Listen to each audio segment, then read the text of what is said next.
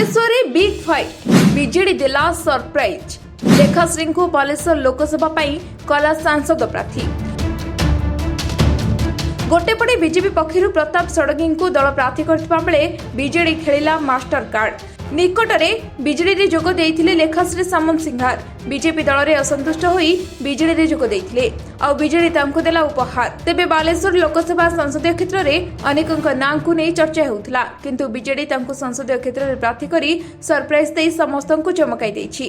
तेबे एथर कड़ा फाइट देखा मिलिबो। सामने जी भी थांतु किंतु बालेश्वर बड़ लड़ाई देखा मिलिबो। 2019 रे सांसद प्रताप षडंगी वेटरान रविंद्र जेना को हराई 12,000 भोट रे विजयी होइथिले, किंतु चलित निर्वाचन में बीजेडी नुआ चाल खेली, महिला कार्ड खेली, लेखाश्री नां घोषणा कर समस्त को चमकाई देछंती। रविंद्र जेना बदल में पत्नी को बीजेडी बस्तारू टिकेट देछि। बहु वर्ष धरी बीजेपी रे जड़े सक्रिय नेत्री भावे लेखाश्री काम करथिले भी दल तांको टिकेट दे नथिला।